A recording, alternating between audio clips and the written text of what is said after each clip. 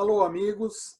Estamos aqui mais uma vez com o seminário de prevenção do diabetes. Hoje nós vamos falar sobre os fatores de risco. Então, começamos agora um assunto que é mais da nossa área, que é mais da prevenção, e que eu considero a parte mais importante desse seminário, ou seja, o que fazer, o que está causando a doença e o que fazer para preveni-la e para controlá-la. Vamos então a essa parte. Eu peço que o Enes faça alguns comentários antes de começarmos. Com certeza. Olá, amigos. É muito importante, eu acho que ela é a saída para esse aumento gigantesco do número de pacientes com diabetes. Vem aumentando cada vez mais, quanto mais o estilo de vida se deteriora ao redor do mundo, cada vez as pessoas se tornam mais sedentárias, cada vez as pessoas aumentam mais o peso, o diabetes acompanha, o diabetes aumenta a sua prevalência. Então, eu vejo como saída para a saúde das pessoas, para uma vida melhor, para os custos na saúde, exatamente essa abordagem, a diminuição dos fatores de risco, no caso nós estamos falando sobre diabetes, a diminuição dos fatores de risco, sendo a prevenção, a forma de prevenir o diabetes tipo 2.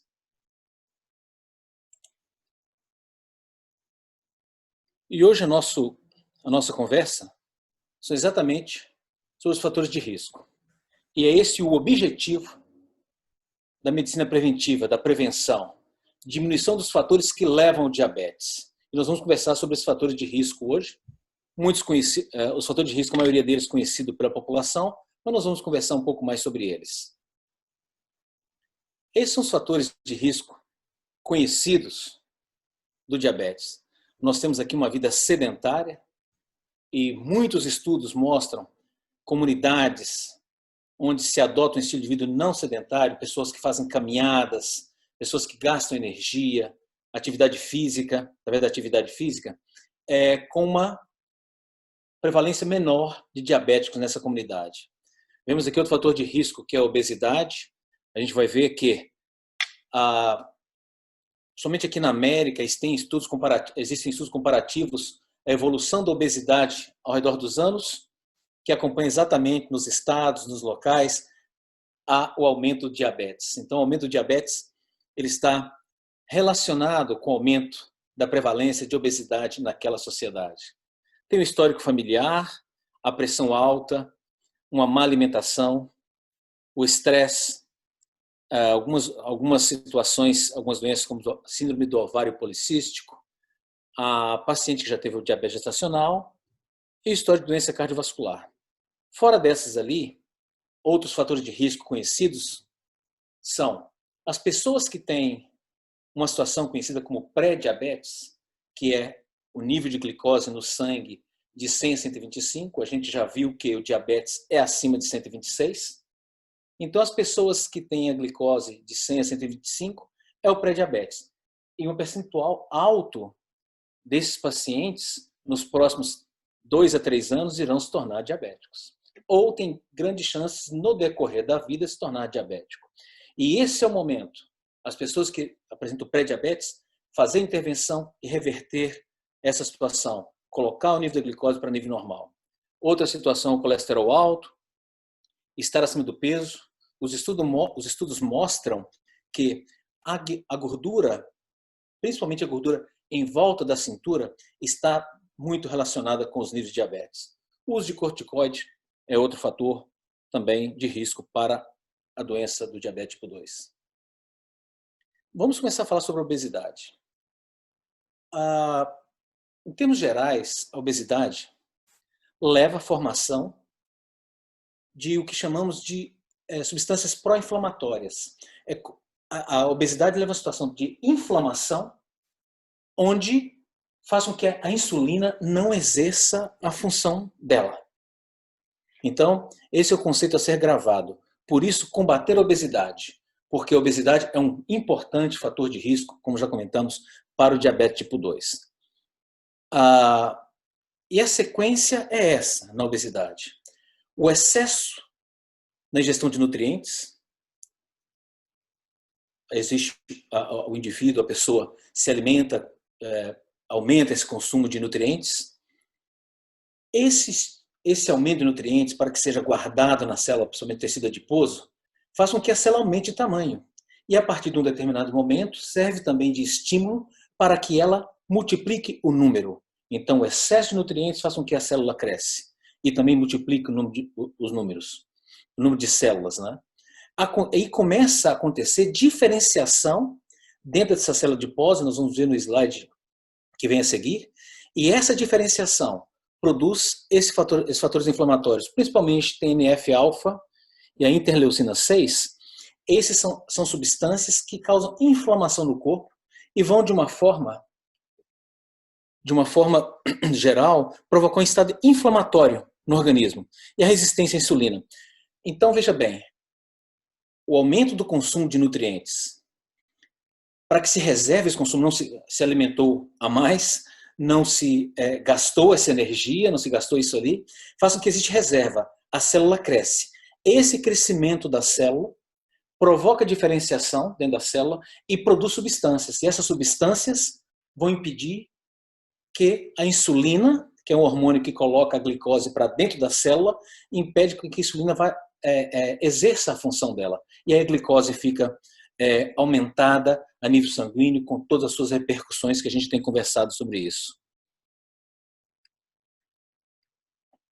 Aqui nós temos um exemplo de um tecido adiposo e células gordurosas. Com o aumento da ingesta de alimentos, se ingeriu mais e não se gastou através de gasto energético com exercício físico, existe, de uma forma, um crescimento da célula gordurosa. Vai se acumulando, ela vai aumentando de tamanho, a célula aumentando de tamanho, até um certo ponto em que a formação dos vasos sanguíneos, essa é uma das teorias, é uma dos mecanismos que explicam isso, a formação das substâncias inflamatórias, essa célula não tem uma irrigação suficiente. Cresceu-se tanto, se a gente colocasse isso, uma célula como exemplo, uma célula gordurosa com uma moedinha bem pequena, com a ingesta aumentada de calorias, não gastando isso, ela começa a armazenar e vira uma moeda grande. Nessa situação, esse aumento de volume da célula, esse crescimento, faz com que ela tenha dificuldade de ser nutrida. Os vasos sanguíneos, aqui nesse desenho, e nesse momento começa a ter uma dificuldade de receber oxigênio e gera mecanismo para que esse tecido que cresceu demais, essas células gordurosas que cresceram demais, comece a passar por um estado de inflamação. Então, o básico da ideia é a ingesta aumentada de calorias e não gastar essas calorias, né, faz com que a célula cresça, e essa célula começa então a passar por hipóxia e criar um mecanismo de inflamação.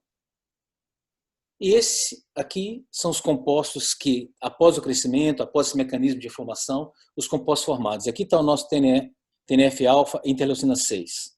Esses compostos começam então a criar a resistência à insulina e a inflamação, que são fatores importantes aí na formação de diabetes tipo 2. Então, a obesidade, através desse mecanismo, vai fazer com que propicie o aparecimento do diabetes tipo 2.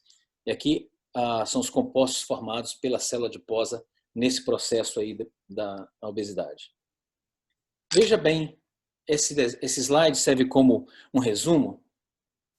O que nós vimos, né, em aulas passadas, em conversa, bate-papo passado, era que aqui é a membrana celular. Aqui dentro da célula, e aqui a membrana celular, e aqui o fluxo sanguíneo. Então, a insulina é um hormônio que interage no receptor, acontece uma série de reações depois que a insulina entrou com o receptor, e aqui existe uma proteína transportadora de glicose. Depois que a insulina conectou nesse receptor, as reações químicas,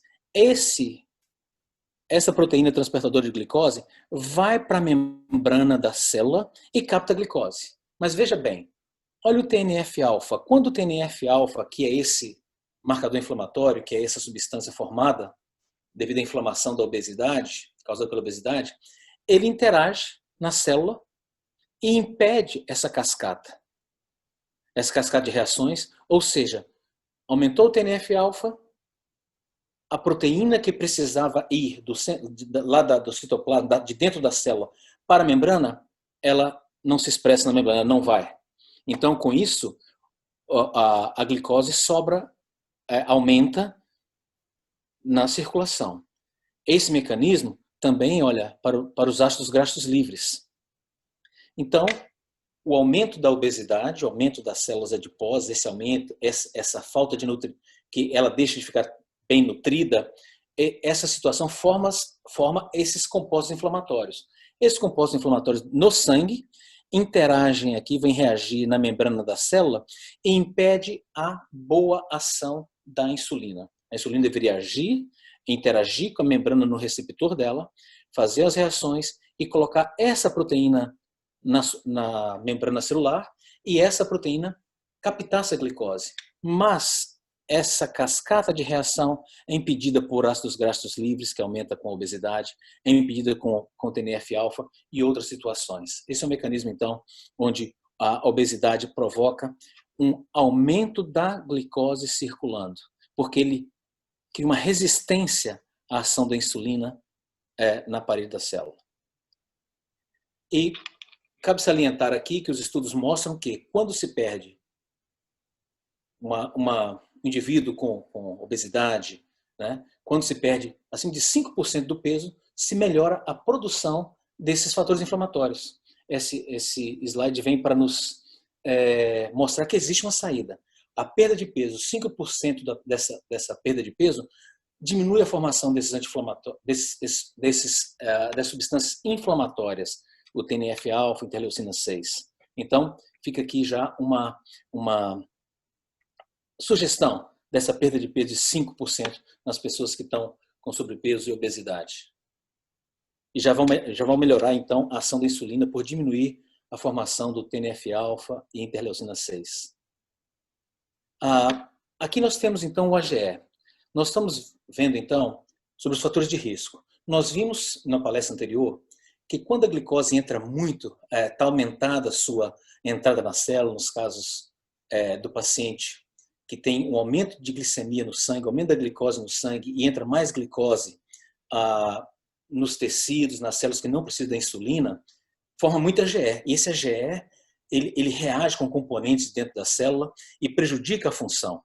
Mas agora aqui nós estamos falando que o AGE, que é formado nos alimentos, nós já vimos a definição dele, que são compostos da glicose, AGE nos alimentos pode levar ao diabetes. Então, a produção de AGE dentro da célula é uma complicação do diabetes, mas também o aumento da ingesta de AGE nos alimentos causa diabetes.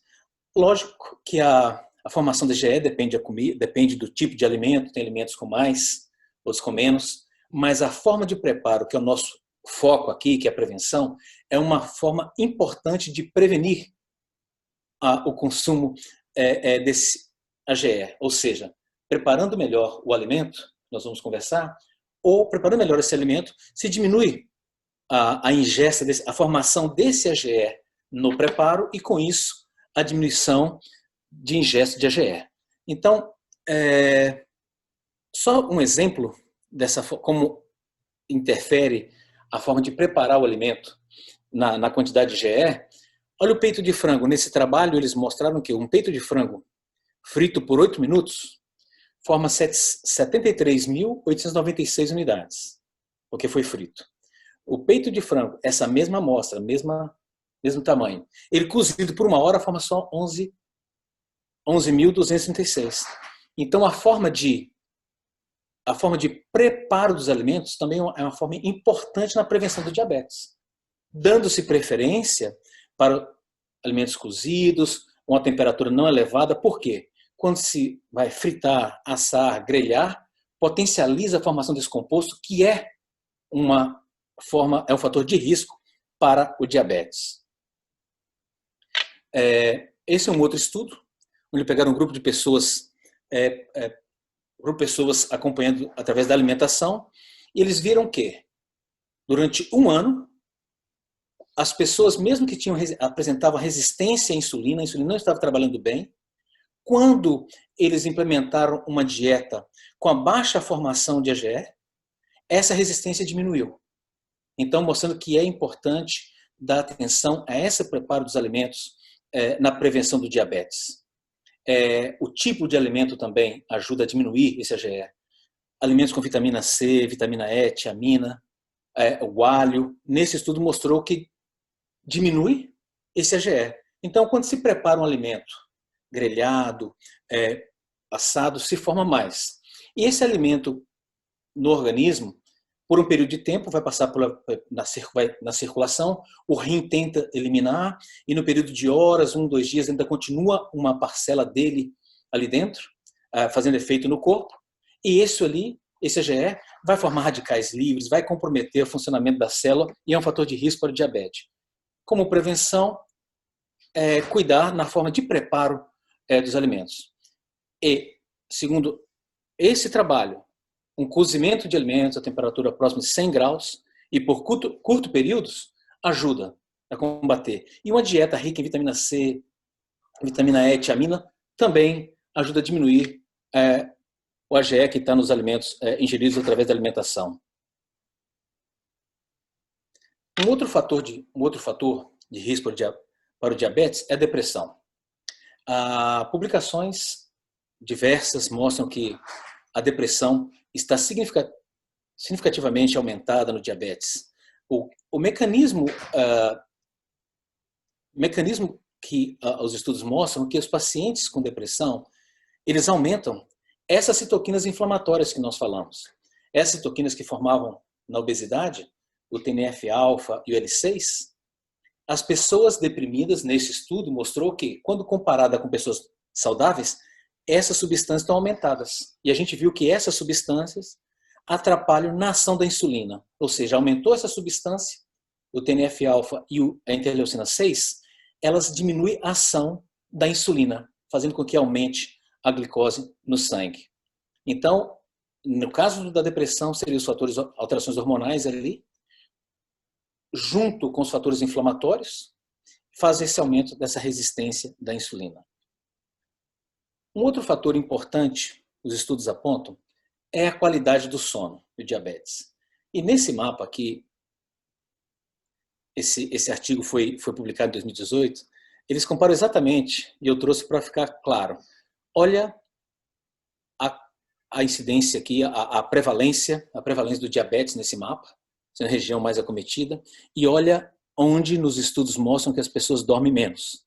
Então, mostrando a região onde as pessoas dormem menos, o local que as pessoas apresentam mais diabetes, mostrando a relação aí da qualidade do sono e a presença do diabetes. Nesse outro estudo, eles fizeram um estudo para relacionar a qualidade do sono e a resistência à insulina. E eles viram que, quando se diminui a qualidade do sono, pior é a captação de glicose pela célula. Então, dormir mal é um fator de risco para o diabetes. Nessa outra publicação, eles pegaram um grupo de pessoas saudáveis, nesse caso foram jovens, e começaram a fazer restrição do sono de menos que 5 horas por noite. E após 4 dias dormindo menos de 5 horas, 29% deles tinha a resistência à insulina. Então é tremendamente importante uma boa qualidade de sono para a função da célula em captar a glicose. Dormir mal agrava o diabetes, ou é um fator de risco para desenvolver o diabetes. Nesse caso, o estresse é um outro fator de risco. O que acontece, nós temos aqui no slide mostrando que quando se tem um estresse, acontece um estímulo para a suprarrenal para produzir glucagon, o cortisol, a epinefrina, e esses hormônios vão ao fígado e falar com o fígado, dar uma mensagem para o fígado para produzir glicose. Então o fígado fica quebrando o glicogênio, produzindo glicose. Se mantém o estresse, mantém a produção de glicose. Então, o estresse leva a esse aumento da produção de glicose pelo fígado, fazendo um aumento da taxa de glicose no sangue. No estresse ainda acontece a formação daquelas substâncias inflamatórias. Então você tem a produção contínua de glicose, aumentando a glicemia do sangue, e produção de substâncias que impedem a ação da insulina. Então você tem esses dois fatores causando o aumento da glicose a nível sanguíneo. Mostrando aqui para a gente mais um ponto importante ali a ser combatido na prevenção do diabetes tipo 2, que é combater o estresse. Outro fator é a nicotina. Os estudos mostram que fumar aumenta o risco de diabetes tipo 2 em 30% a 40%. E o que acontece é que a nicotina ela vai atuar na ação da insulina. Então, a nicotina no sangue atrapalha toda aquela sequência de cascata que a insulina produz na célula e capta a glicose.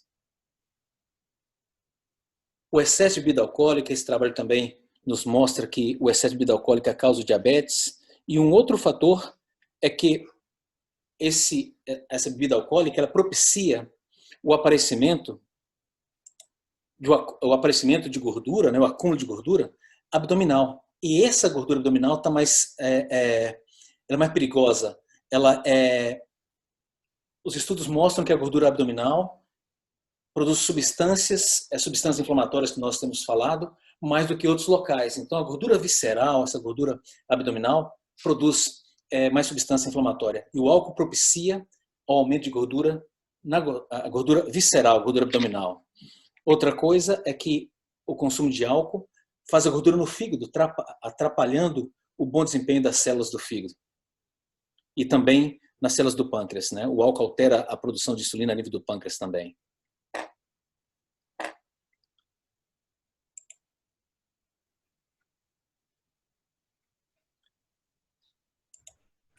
Então chegamos no verso bíblico, depois dessa discussão sobre os fatores de risco.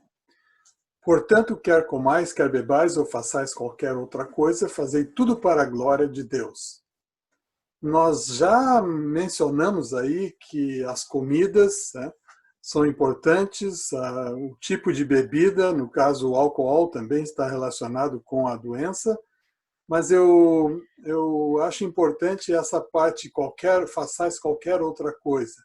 Então aqui a necessidade, por exemplo, o sono, não tem nada que ver com comais e bebais, mas se nós não tivermos um sono apropriado, nós vamos aumentar o risco do diabetes. Mas terminamos então com essa mensagem de que a nossa vida é importante, o nosso estilo de vida é importante e devemos fazer tudo para glorificar a Deus em nosso corpo.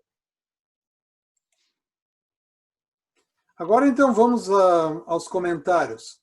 Vamos falar um pouco sobre a depressão, sobre o sono e sobre alguma coisa importante para controlar o peso.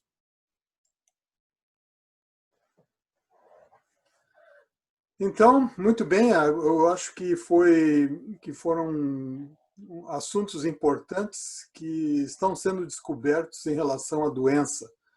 No passado, a gente pensava que diabetes era só exercício e dieta, mas nós vemos que existem outros fatores que afetam a insulina ou a resistência da insulina, no caso. Eu gostaria de começar falando um pouco sobre a depressão. A depressão é comum no diabetes. Eu não sei se a depressão começa o diabetes ou o diabetes causa a depressão. Existe uma discussão nesse ponto, mas de qualquer forma, o que eu gostaria de colocar aqui é o que fazer para a depressão. O que se faz? A depressão é um problema complicado porque aumenta o risco de suicídio, principalmente se a pessoa não tem um suporte, não tem um apoio. E eu gostaria de deixar 2 pontos importantes para a depressão. Primeiro é ter um amigo ou uma amiga. Hoje se sabe que pelo menos um bom amigo é um grande fator de prevenção. Um amigo que seja uma pessoa que esteja aberta, que um amigo que a pessoa pode confidenciar sem ser julgado e estar sempre à disposição. Isso é importante para a prevenção da depressão. O segundo é envolver-se em atividades comunitárias para ajudar outras pessoas menos afortunadas. Então, eu diria que uma pessoa em depressão, se puder se envolver como voluntária ou atuar na sua igreja, ou atuar num programa de caridade, num orfanato, visitar pessoas no hospital, visitar pessoas aí mesmo na prisão, ou qualquer coisa que ajude uma outra pessoa que está em necessidade, isso vai trazer um efeito positivo para a própria pessoa. Realmente, Lindomar, a depressão é um fator importante, tão comum nos dias de hoje, com tanta ansiedade, a população lidando com tantos problemas, principalmente nesse momento agora dessa crise, estamos tendo dessa pandemia. Essa ansiedade, essa insegurança, faz depois, até no momento posterior, essa depressão, né? Mas, com respeito ao sono, vários artigos têm mostrado a importância do sono no recuperar do organismo. Precisamos dessa fase para que o organismo se recupere das atividades do dia. E os estudos têm mostrado que pessoas com 4 ou 5 dias, como a gente viu no slide anterior, de privação do sono por só 5 horas, já piora a resistência à insulina. A célula não capta mais, piora a função da célula como um todo. Então, aí cabe abordar todos os sistemas, o que fazer para melhorar o sono. Então, a vida com paz, uma atividade física diária, alimentação saudável, que nós sabemos que consumir muitos alimentos estimulantes durante o dia. O estilo de vida ele é totalmente relacionado à qualidade do sono que nós temos. Então, se tem uma dieta com muito estimulante, uma dieta com muito... uma dieta fora de um padrão que se considera saudável, implica nisso. Uma falta de atividade física, um dia cheio de ansiedade. Então, o sono ele pode ser influenciado por tanta coisa, mas um estilo de vida saudável nos ajuda a ter um melhor sono. E aqui vem, de novo, a importância da adoção de um sistema, de um estilo de vida saudável para melhorar esse sono. E ele, uma baixa qualidade de sono, dormir pouco, aumenta essa resistência da insulina.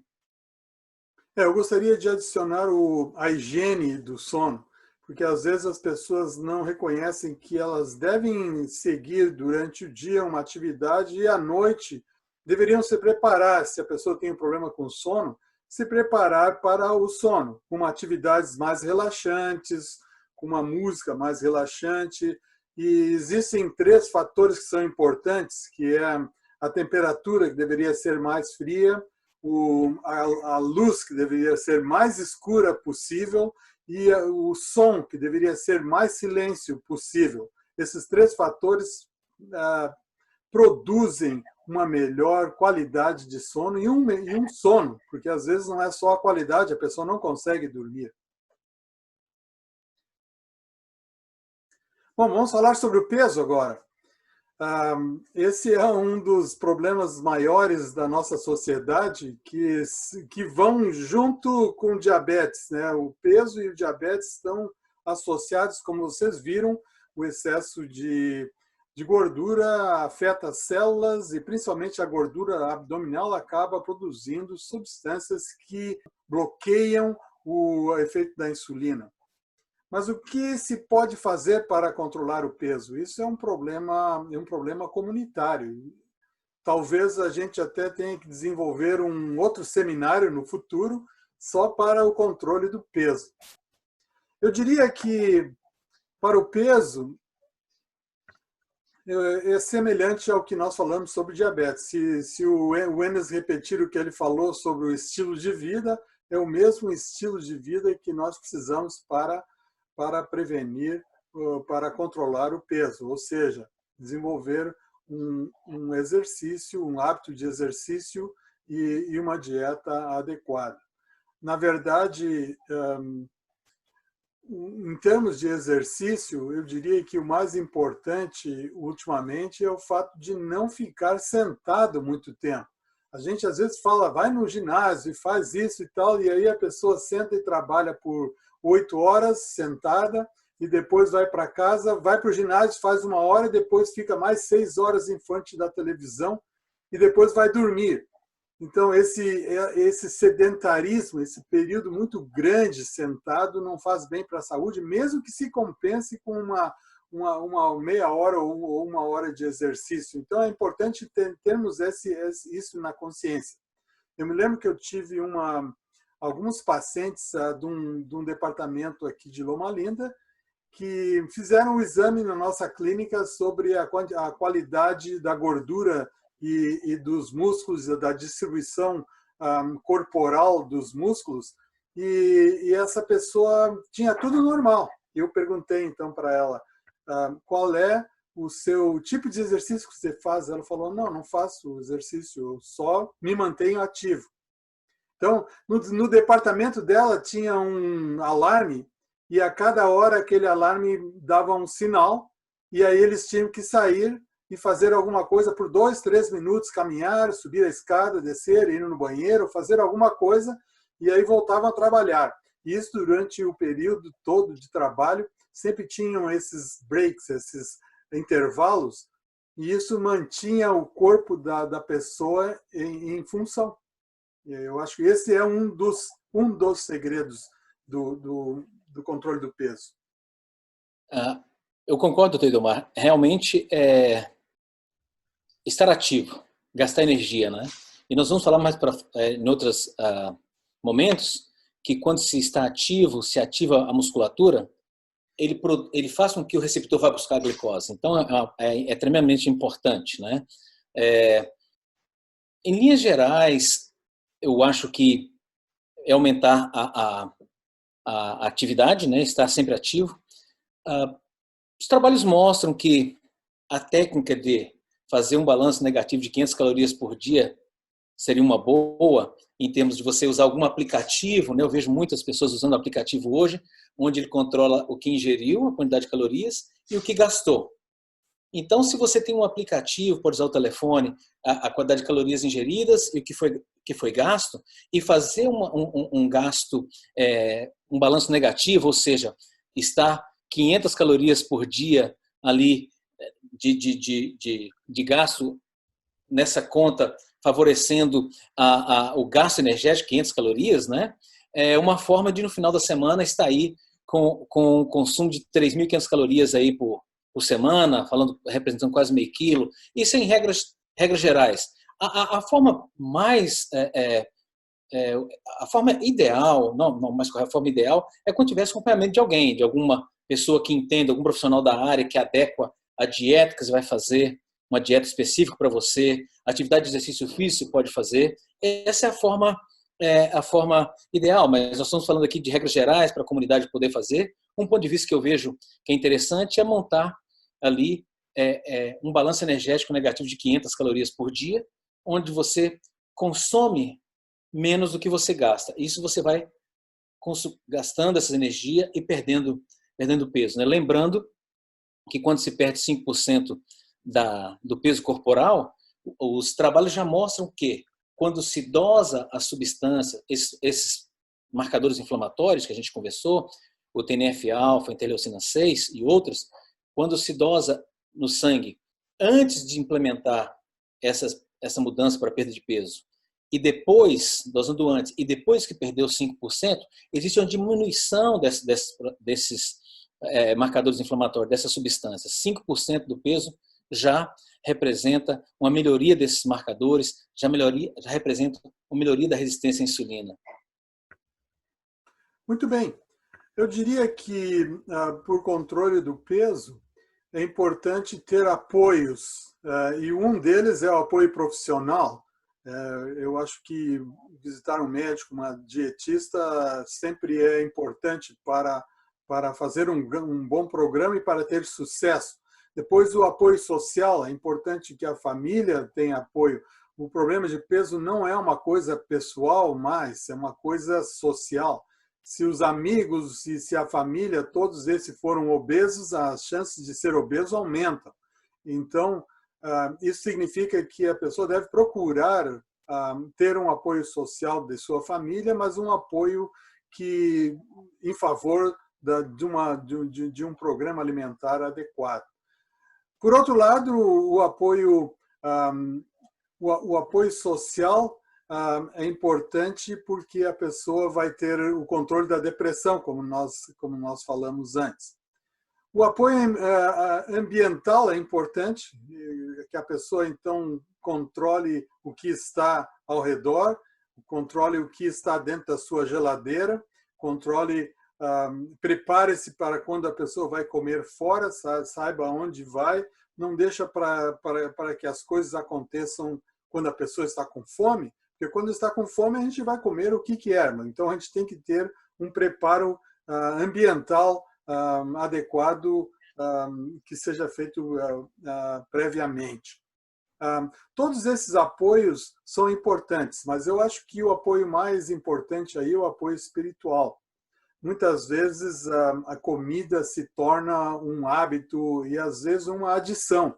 E aí nós temos que agir como os alcoólatras anônimos agem, pedir uma força para o poder superior, para Deus, que possa nos ajudar a controlar os nossos hábitos de comida e vencer, às vezes, o apetite para coisas e para a quantidade de alimentos que não sejam adequados. Encerramos aqui, então, a nossa discussão e o assunto foi bem discutido e a gente, então, volta a falar na palestra número 5. Até mais! Até mais.